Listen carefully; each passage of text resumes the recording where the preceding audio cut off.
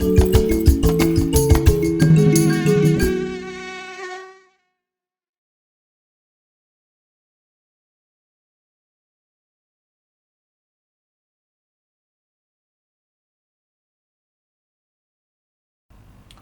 everyone, I'm Dr. Abdoulaye Diabaté, the principal investigator for the Target Malaria project in Burkina Faso.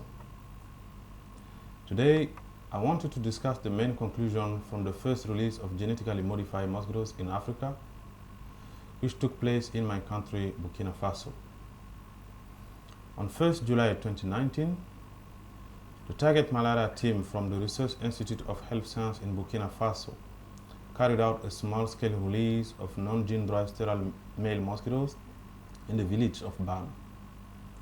We released approximately 6,400 sterile male mosquitoes. You might be wondering what was the point of this. First and foremost, I want to make it clear that the intention of this release was not to control malaria. In fact, our objective was to test our method and train our team. In particular, we wanted to collect information on the survival rate and longevity of this type of mosquitoes. Do they live as long as wild mosquitoes? The ability of the genetically modified mosquitoes to fly and swarm with wild mosquitoes.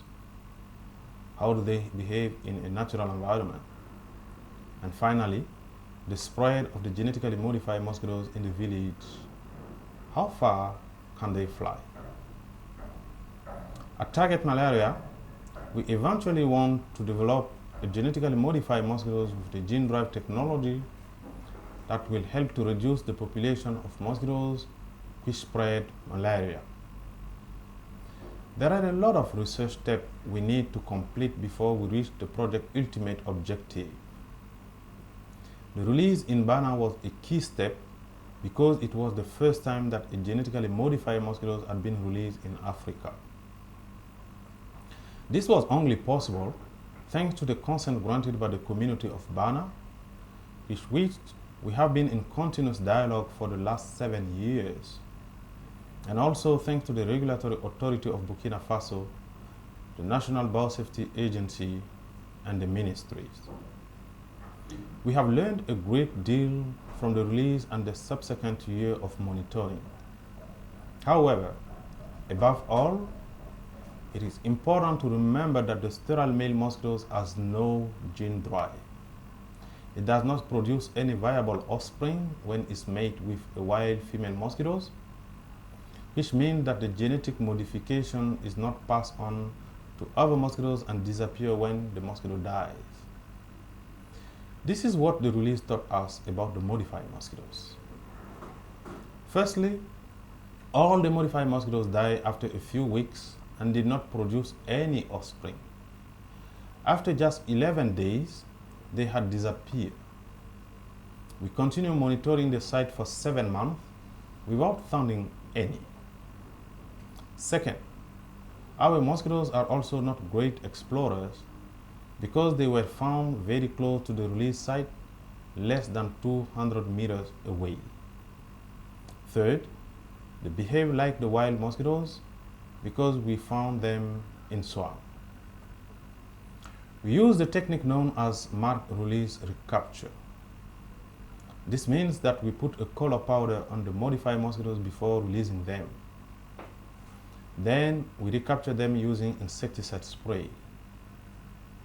Target Malaria is adopting a step-by-step approach to collaboratively co-develop and share technology to develop a sustainable, cost-effective, and long-term combat against malaria.